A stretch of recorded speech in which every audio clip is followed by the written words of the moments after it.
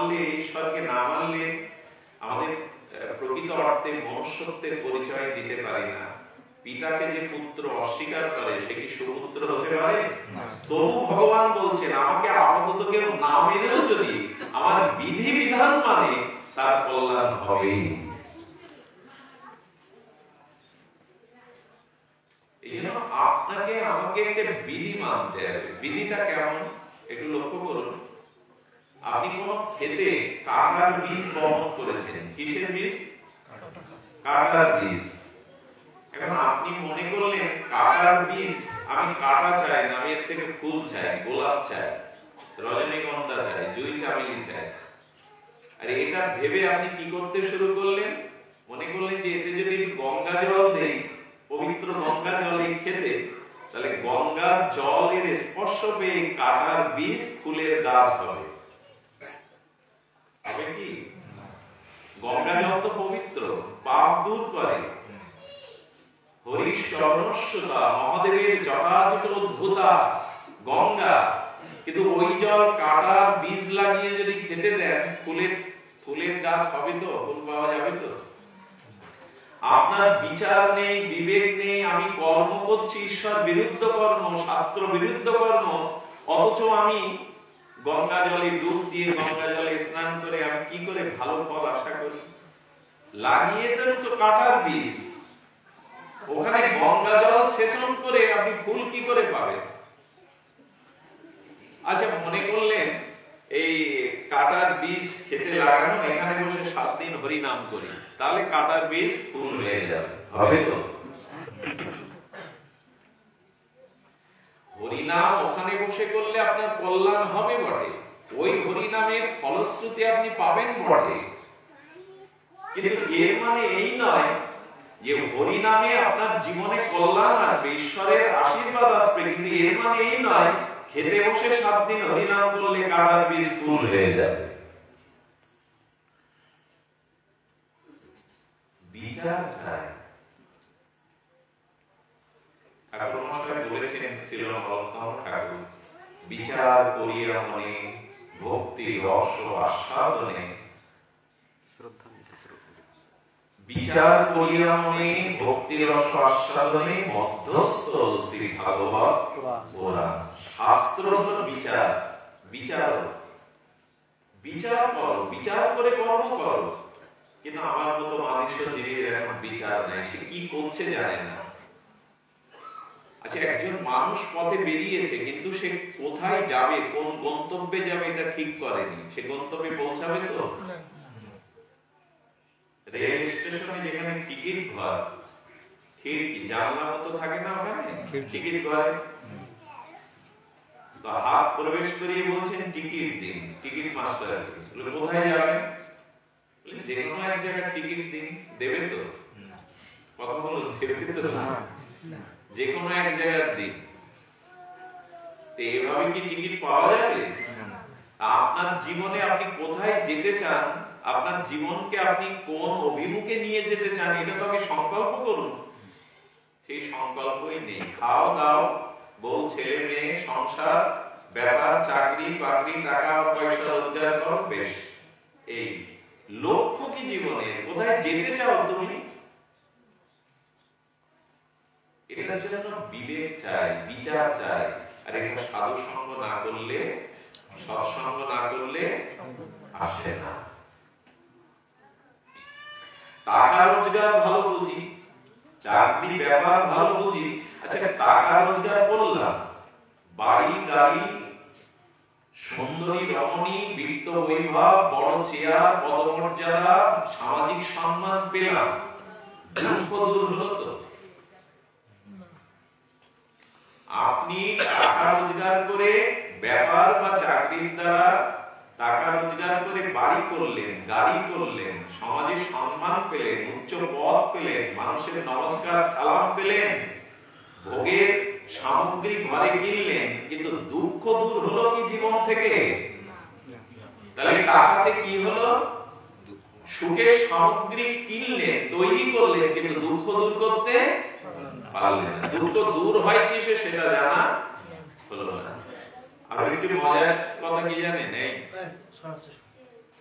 আর একটা মজার কথা কি, এই গ্রামে যদি কেউ কোটিপতি থাকে, সে সকালে পকেটে করে যদি 50 লাখ টাকা নিয়ে সে খুলনা মহানগরীতে বা ঢাকা রাজধানী বা দিল্লিতে কলকাতায় গিয়ে 10 গ্রাম কোন বাজারে কোন মার্কেটে সুখ কিনতে পারবে? কয় গ্রাম বললাম? সুখের এরকম পরিমাপ হয় নাকি 10 গ্রাম 20 গ্রাম? সুখ কিনতে পাওয়া যায় তো বাজারে? সুখ কেনা যায়? অর্থ পকেটে থাকলেও, ক্ষমতা থাকলেও? এই সুখ যেটি, মানুষের জীবনে আনন্দ যেটি, জীবনের লক্ষ্য যেটি, এই বিচারটা সাধু সঙ্গ না করলে, সৎসঙ্গ না করলেও কি হয়? সৎসঙ্গ করলাম, সাধু সঙ্গ করলাম, শাস্ত্র বলছে হবে যদি ওটা শ্রদ্ধার সহিত করো।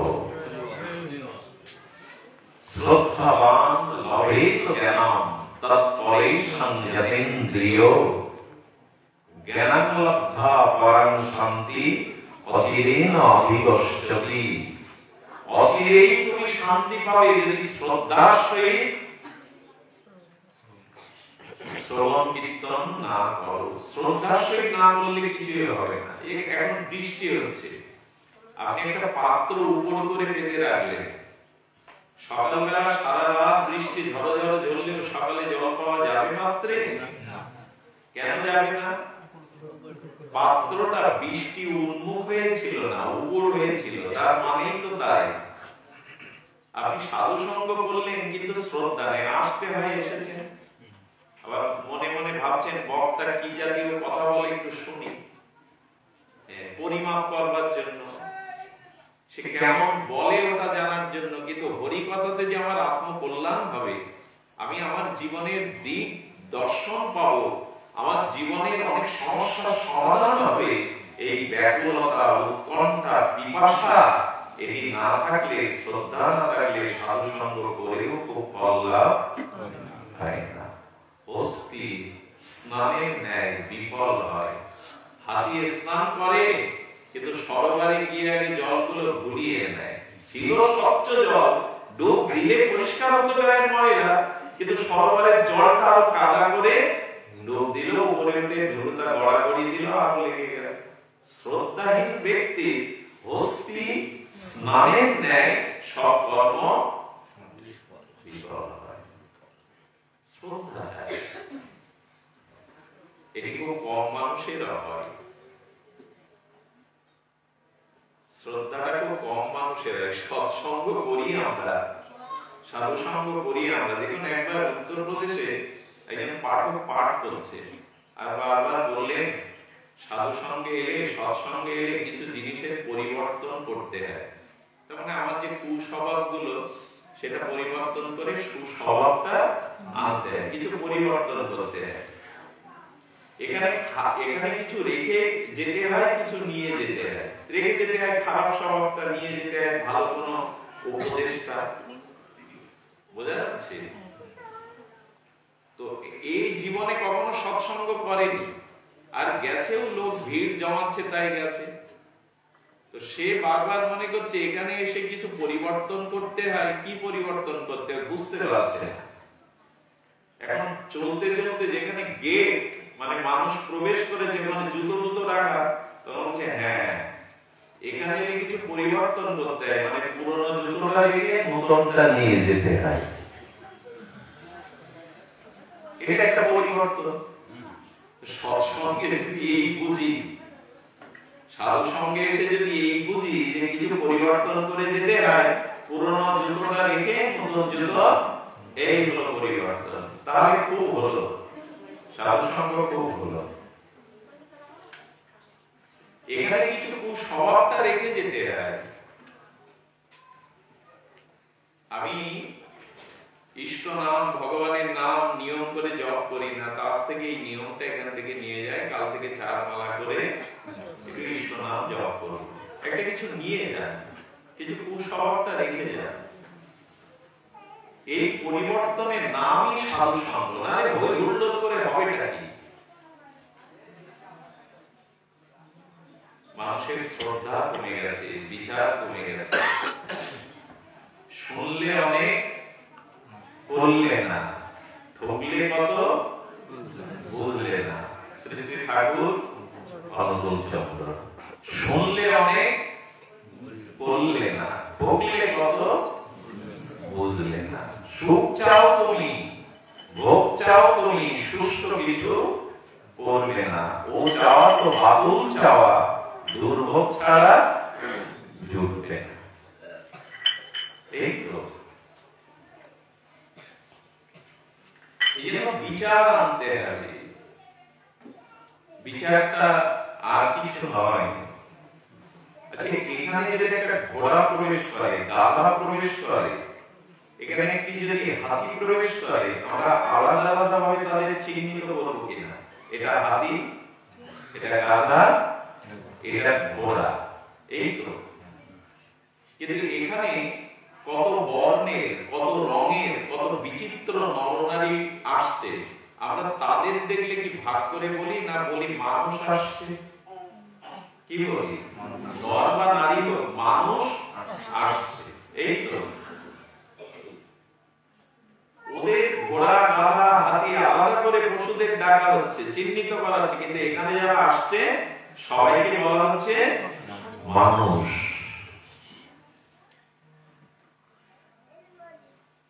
তো সকলে আমরা যারা আসছি তারা প্রত্যেকেই যদি দাবি করতে পারি, কারণ মনুষ্য শরীর পেয়েছি, দেখুন মনুষ্য শরীর পেয়েছি আকৃতিতে। এখানে আমরা যারা আছি নরনারী সবাই আকৃতিতে মানুষ। সবাই আকৃতিতে কি আমরা? সে নর হোক নারী হোক, সবাই মানুষ, আকৃতিতে মানুষ। কিন্তু আমার রূঢ় কথায়, আমার রূঢ় আচরণে কেউ বলল, আসলে এই কণ্ঠটা না কাকের মতো, বিষের মতো। আমার পরে তিনি আলোচনা করলেন, বললেন এই কণ্ঠটা যেন কোকিলের মতো, অমৃতের মতো। আকারে, আকৃতিতে আমি মানুষ, কিন্তু আমার ব্যবহারে উপাধি কি পেলাম? আমার কণ্ঠটা, আমার আচরণটা কর্কশ কাকের মতো, গাধার মতো। ওর আচরণটা কোকিলের মতো, অমৃতের মতো, দেহ মানুষ। আকারে কিন্তু বদলালাম না। বিচার এবং ব্যবহারের কারণে আমাকে কেউ কাকের কণ্ঠস্বর বলছে, আর কেউ বলছেন কোকিলের কণ্ঠস্বর। আকৃতিতে মানুষ, কিন্তু প্রকৃতিতে আমার উপাধি ভাগ হয়ে যাচ্ছে। কেউ বলছে একটা অমানুষ, কেউ বলছে একজন দেবতা, ঋত্বিক। তার মানে আমার আকৃতিতে মানুষ হলেও প্রকৃতিতে কিন্তু একটা দৃষ্টান্ত দিলে বোঝা যাবে। আচ্ছা, কোন বাড়ি ধনির গৃহে দেখবেন প্লাস্টিকের আঙুর ফল থোকাটা টানানো থাকে, থাকে কিনা? অনেকেই কাঠের কলা তৈরি করে, কাঠের আপেল তৈরি করে, দুধ থেকে দেখতে ঠিক অবিকল এরকম দেখায় কিনা? প্লাস্টিকের আঙুরের আকৃতিটা প্রাকৃত জগতের আঙুরের থেকে আরো দেখতে ভালো, চকচক করে। আকৃতিতে আঙুর ফল হলো, প্রকৃতির দিকে সে কি আঙুর? রস পাওয়া যাবে কি? আমি আকৃতিতে মানুষ, কিন্তু প্রকৃতি যদি মানুষ হতে না পারি, আকৃতিতে মানুষ হলেও প্রকৃতিগত মানুষ না হলে আমি মানুষ না। এই জন্য দেখবে গুরুজনকে প্রণাম করে অনেকেই বলে, আশীর্বাদ করুন আমি যেন মানুষের মতো। আমি তো মানুষই, আমি তো ঘোড়া গাধা না, আবার চাচ্ছি কেন আমি যেন মানুষ হতে পারি? আমি তো আকৃতিতে মানুষ জন্ম পেয়েছি। সাধুকে বলছি, মহাত্মাকে বলছি, সন্তকে বলছি আমি যাতে মানুষ হতে পারি। তার মানে আকৃতিতে মানুষ হলেও যদি প্রকৃতিতে সে মানুষ না হয়, সে প্রকৃত মানুষ নয়। কাঠের বানানো আপেল দেখাই ভালো, আকৃতিতে আপেলের মতো, কলার মতো দেখায়, প্রকৃত আপেল কলা প্রকৃতিতে নয়। তাহলে আমাকে প্রকৃত মানুষ হতে হবে। এই মানুষ হওয়ার জন্য সাধু, আমি বারবার বলছি, কোন মহৎ, কোন ভজনানন্দী, নির্মল চরিত্র, শুদ্ধ সাধু সন্ত মহাতের সঙ্গ ব্যতীত, শ্রী গুরু কৃপা ব্যতীত আমাদের বিবেক বিচার মনুষ্যত্ব আসতেই পারে না। দেখুন সাধু সঙ্গের মহিমা নারদজির একটা উপাখ্যান আছে, খুব আপনাদের প্রীতি হবে, আনন্দ হবে, মন দিয়ে শুনলে। ভগবানকে দেবশিবার নারদ বলছেন, প্রভু সাধু সঙ্গই তো আমি পড়ে থাকি, কিন্তু সাধু সঙ্গের মহিমা ফলশ্রুতি এখন আমার পুরোপুরি জানা হয়নি। গোবিন্দ বললেন, অমুক গ্রামে যাও, ওখানে এই মুহূর্তে একটা শুকর অনেকগুলো বাচ্চা প্রসব করেছে। ছোট একটা বাচ্চা করে নিয়ে ওর কাছে জিজ্ঞাসা করবে সাধু সঙ্গের মহিমা কি। নারদ মনে মনে হাসছেন, ভগবানের কোন লীলা শুরু হলো কি জানে। তো ভগবানের নির্দেশিত গ্রামে গিয়ে সত্যই দেখলেন একটা শুকরের বাচ্চা, সদ্যজাত শুকরের বাচ্চা, তাকে কোলে নিয়ে প্রশ্ন করলেন সাধু সঙ্গের মহিমা কি। যেই বলেছেন শুকরের বাচ্চাটা মারা গেছে। ওর একটু ভয় এসেছে, আমার অপরাধ হলো না, আমি জিজ্ঞাসা করলেই কোলে মারা গেল, কিন্তু আমার একটু অপরাধ বোধ হয়েছে। ও দ্রুত ওখান থেকে কেটে পড়েছে। বুনো শুকর যদি সন্তান তারা মা এসে আবার আমাকে সিং টিং ফুটিয়ে দেয়, ভয়ে ওখান থেকে চলে এসেছে। চলে আসার পরে ভগবানকে বলছেন, আসলে আপনি যার কাছে জিজ্ঞাসা করলেন সে তো জিজ্ঞাসা করতেই সাধু সঙ্গের ফলশ্রুতি মারা গেল। গোবিন্দ বলছেন, আজকে তুমি অমুক গ্রামে যাও, ওখানে একটা গাভীর বৎস হয়েছে, বাছুর, তার কাছেই প্রশ্ন করবে সৎসঙ্গে ফল কি। সেই বাছুরটাকে কোলে করে যেই বলেছে সৎসঙ্গের কি ফল, সঙ্গে সঙ্গে বাছুরটাও, এটা অপরাধ বোধ যায় না। যার কাছে জিজ্ঞাসা করছি সে তো মারাই যাচ্ছে। পরের দিন ভগবানকে জিজ্ঞাসা করছেন, প্রভু যার কাছে জিজ্ঞাসা করি সে তো প্রাণ ত্যাগ করে, আমি তো পাপের ভাগী হচ্ছি, আপনি একটু বলুন সাধু সঙ্গের কি ফলশ্রুতি। বলে, অমুক রাজ্যে যাও, এক রাজা একটি ফুটফুটে পুত্র সন্তান জন্ম নিয়েছে, তাকে কোলে নিয়ে জিজ্ঞাসা করো। আগে থেকে ভয় পাচ্ছে, জিজ্ঞাসা করলেই তো মারা যাচ্ছে। রাজবাড়িতে বসো টাকা পরে দেবে। রাজবাড়িতে গিয়ে ছেলেটাকে কোলে নেবে কিনা নারদ দরবার ভাবছে। বাবার পরে ও ছেলেটাকে কোলে নিয়েছে। রাজা সাধু প্রিয়, সাধুকে সম্মান দিলেন, তাকে অভিনন্দন করলেন, তাকে দরবার আসন দিলেন, এবং দেখলেন সাধুগুরু বৈষ্ণব বাড়িয়ে বাচ্চাদেরকে মা তুলে দেয়, মাথায় হাত দিয়ে একটু আশীর্বাদ করুন, তাই না? তো মাই কোলে দিয়েছে, নারদ দিতে চাইছে না, মাই কোলে দিয়েছে। কোলে পাওয়ার পরে নারদ বলছেন, তুমি বলো সাধুর সঙ্গে ফলশ্রুতি কি। তো বলে, এখনো বলতে হবে, ছেলেটা কথা বলে উঠেছে ভগবান ইচ্ছা, এখনো বলতে হবে, বোঝেননি? পরশুদিন আমি ছিলাম ওই শুকরেরই বাচ্চা, আমার জন্মকালে। আপনার দর্শন পাওয়া মতো আমার ওই জন্ম ঘুচে গিয়ে আমি গাভী জন্ম পেয়েছি। আর গাভী জন্ম আপনার দর্শন পাওয়ার ফলশ্রুতিতে আজ আমি রাজপুত্র হয়ে রাজ পরিবারে জন্ম নিয়েছি। আমি রাজ পরিবারে জন্ম নিয়েছি। মানুষের জীবন পরিবর্তনের স্থানই হলো সৎসঙ্গ, সাধু সঙ্গ, ভগবানের দিব্য নাম রূপ লীলা কথা শ্রবণ। এটাই মানুষের জীবনে বিচার বিবেককে জাগ্রত করে। এই জন্য সাধু সঙ্গ নিত। দেখুন ধ্রুব মহারাজ তিনি ভগবানের কাছে এই প্রার্থনাই করেছিলেন, প্রভু তোমাকে পাই আর না পাই, বা তোমাকে আমি চাই আর না চাই, নিত্য আমাকে সাধু সঙ্গ দিও। তোমার প্রিয় ভক্তের চরণ মূলে বসে আমি যেন তোমার নাম রূপ লীলা গুণকথা শ্রবণ করতে পারি। নিত্য আমাকে সাধু সঙ্গ দিও, সৎসঙ্গ দিও। আসুন সামনে আসুন। এই জন্য সাধু সঙ্গ সৎসঙ্গের মহিমা হলো এই, হরিকথার মহিমা, ভগবানের দিব্য নাম রূপ লীলা কথার মহিমা হলো এই, যে মাধ্যমে আমরা আমাদের বিবেক এবং বিচার এগুলি শুদ্ধ করতে পারি, জীবনের লক্ষ্যকে স্থির করতে পারি। এই জন্য আমাদের এই বিবেক এবং বিচার আমাদের জীবনের লক্ষ্য, এটি সাধু সঙ্গ, ভগবৎ সঙ্গ, সর্বোপরি গুরু কৃপা এটি নির্ণয় করে দেয়, গুরু কৃপাই নির্ণয় করে দেয়। এই জন্য জীবনে সর্বাগ্রে প্রয়োজন।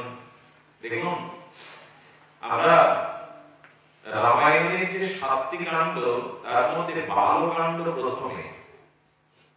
রঘুপতি মর্যাদা পুরুষোত্তম রাম ভগবান, তিনি প্রভাতে উঠে জীবন গঠনের মন্ত্র দেখুন। রামায়ণ মহাভারত আমাদের জীবন দর্শন। রামায়ণে রঘুপতি রাঘবেন্দ্র মর্যাদা পুরুষোত্তম প্রভাতে শিশুকালে উঠে আগে কৌশল্যা, দশরথ আর গুরু বশিষ্ঠকে প্রণাম করতেন। কাকে কাকে করতেন? মাতাকে, পিতাকে। বেদ কি বলেছে জানেন? মাতৃদেব ভব, পিতৃদেব ভব, অতিথি দেব ভব আর আচার্য দেব ভব। আমাদের পারিবারিক আদর্শগুলো, সনাতন বৈদিক কৃষ্টিগুলো নষ্ট হওয়ার কারণে পরিবার, ব্যক্তি বা পরিবার যদি সুন্দর না হয়, সমাজ, রাষ্ট্র, বিশ্বের ভালো আশা করা যাবে না। এক গুরু মহারাজের কাছে 3 যুবক গেছে, উদ্দীপ্ত যুবক, হৃদয়ে একরাশ প্রেরণা নিয়ে বলছেন, আমরা সমাজ সেবা করতে চাই, জগতের মঙ্গল করতে চাই। তো সেই আচার্য ওদের দিকে তাকালেন তার দূরদৃষ্টি দিয়ে, বললেন, দেখো বাবা, সমাজ সেবা, দেশ সেবা, রাষ্ট্র সেবা করতে চাও, কিন্তু তুমি তোমার মঙ্গলটা আগে করতে পেরেছো তো? তোমার কিসের মঙ্গল এইটা জীবনে গ্রহণ করতে পেরেছো তো ব্রতরূপে? তুমি তোমার মঙ্গল করতে পারো না তো দেশ, জাতি, সমাজের কি মঙ্গল করবে? তুমি তোমার মঙ্গল করতে শেখনি, তুমি অন্যের মঙ্গল কি করবে? বরঞ্চ মঙ্গলের নামে তুমি মানুষকে ঠকাবে, সমাজকে বঞ্চনা করবে। আগে নিজের মঙ্গলের অধিকারী হও, তারপরে তো পকেটে 10টা টাকা থাকলেই তো অভুক্ত ব্যক্তিকে কিছু কিনে দিতে পারে। পকেটে পুঁজি নেই, টাকা নেই, বলছেন তোমার বড় ক্ষুধা লেগেছে, ইস তোমার কত কষ্ট, চেপুলিয়া উড়িয়ে লাভ কি? তার ক্ষুধা নিবৃত্তির জন্য কিছু দিন, এটা থাকা লাগবে আপনার কাছে। এই জন্য মহাপ্রভু বলেছেন, ভারত ভূমিতে জন্ম হইল যার, জন্ম সার্থক করি মরোপকার। আগে নিজে সার্থক হও, তারপরে অন্যের উপকার করো। এই জন্য নিজের জীবন গঠন আগে করতে হবে, সেটা রঘুপতি রাম দেখাচ্ছেন। বেদে বলেছেন, পিতা মাতা যদি আলাদা জায়গায় থাকে, আগে প্রণাম করতে হবে মাকে। পিতার থেকে মা বড়, কারণ গর্ভের ধারণ, পোষণ, পালন মাই করে। এই জন্য বেদ ভগবান বলেছেন, আগে মাতৃদেব ভব। আলাদা থাকলে আগে মাকে প্রণাম করতে হবে, কিন্তু পিতা মাতা একত্রিত থাকলে মায়ের সম্মানের কারণে, যেহেতু মায়ের গুরু স্বামী, এই জন্য পিতাকে আগে করতে হবে। কিন্তু বেদ বলেছে মার অধিকার আগে। গর্ভ ধারণ, পালন, পোষণ এগুলি মা ছাড়া পিতা করতে পারে। মায়ের ত্যাগ পিতার থেকে অনেক বড়। এই জন্য বেদ ভগবান বলেছেন, মাকে বন্দনা করো। রঘুপতি রামচন্দ্র উঠে কৌশল্যা মাকে প্রণাম করতেন, পিতা দশরথকে প্রণাম করতেন, এবং তিনি গুরুদেব বশিষ্ঠদেবকে প্রণাম। এই অভ্যাসটা এখন আমাদের পরিবারে আছে, খুব কম পরিবারে, 2-4টে হাতে গোনা পরিবারে এগুলি আছে। আপনাদের কাছে নিবেদন করব, আমার মেয়েটা, আমার ছেলেটা অন্য ধর্মে গেল কেন? বিশ্ববিদ্যালয়ে পাঠিয়েও ড্রাগ নেশাগ্রস্ত হয়ে নষ্ট হয়ে গেল কেন? সব উত্তর একটাই, পারিবারিক ভাবে পিতামাতা তাকে কোনো আদর্শ দিতে পারিনি। যে পরিবারে সকাল সন্ধ্যা কীর্তন প্রার্থনা, গুরুজনকে ছোটরা প্রণাম করে, ভগবান রামচন্দ্র করতেন। গোষ্ঠে যাওয়ার সময় ছোট্ট গোপাল 3 বছর বয়স, সকালের সাথে বাছুরগুলো নিয়ে গোষ্ঠে যাবে, যশোদা ডাকছে গোপাল গোপাল। পেছন থেকে মা ডাকলে মানুষের কল্যাণ হয়, অন্য কেউ ডাকলে কি হয় জানি না, তবে গর্ভধারিণী মা ডাকলে শুনবে। তখন আর ওইগুলি আওড়াবেন না, পেছন থেকে ডাকতে নেই। গোপাল, তোর ছোটবেলা থেকে কত বিপদ লেগে আছে, তো আজকে তুই আমাকে প্রণাম না করে পায়ের ধুলো না নিয়ে বসতে যাচ্ছিস, তোর উপর কত অসুরদের অত্যাচার। তো গোপাল, আজ তোর বিপদ হবে, তুই তো আমার পায়ের ধুলো নিবি।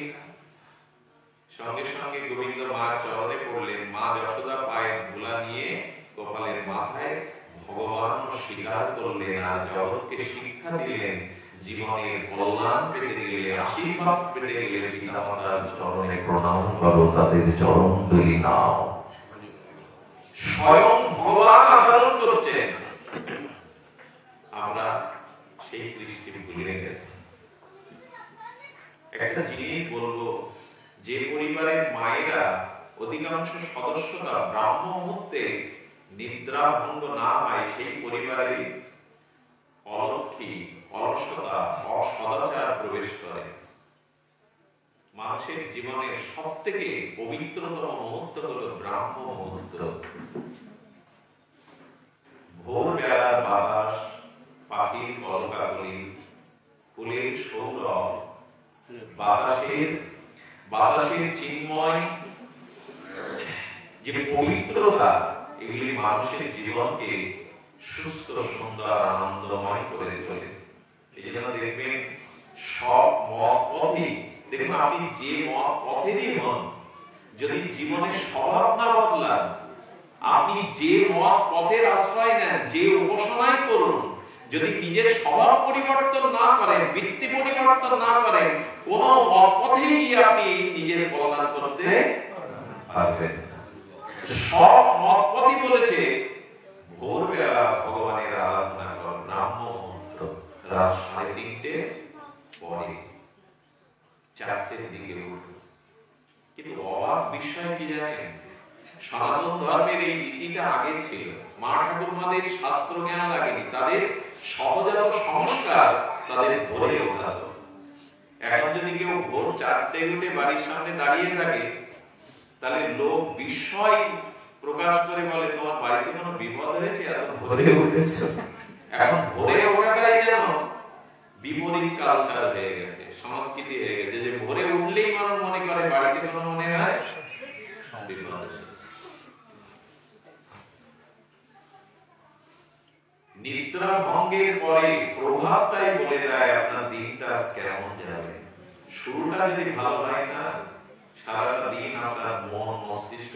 এই জন্য ভোরবেলা উঠে এই প্রার্থনার ব্যবস্থা সব মত পথে বলা আছে। বৈষ্ণবদের বলা হয়েছে মঙ্গল আরতি, যে গৃহে প্রদীপ জ্বালিয়ে ভগবানের মঙ্গল আরতি হয়, সেখানে অমঙ্গল ঢুকবে কি করে? এখন মঙ্গল আরতি হয় কয় বাড়ি, রাত 12টা-1টা পর্যন্ত টিভি দেখবেন, গল্প করবেন, লুডো খেলবেন, তার ভোরে ঘুম ভাঙে।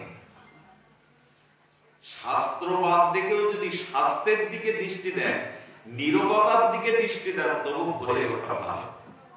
এটা ঘটনা মনে করলে, স্বামীজিরা মোবাইল ব্যবহার করেন না, তখন মোবাইলের সময় নেই, তখন ওই রেড টেলিফোনেরই ব্যবস্থা। স্বামীজির একটা সংবাদ এসছে জরুরি, উনি টেলিফোন এক্সচেঞ্জে গিয়ে ডায়াল করছেন নাম্বার, তখন রাত 10টা।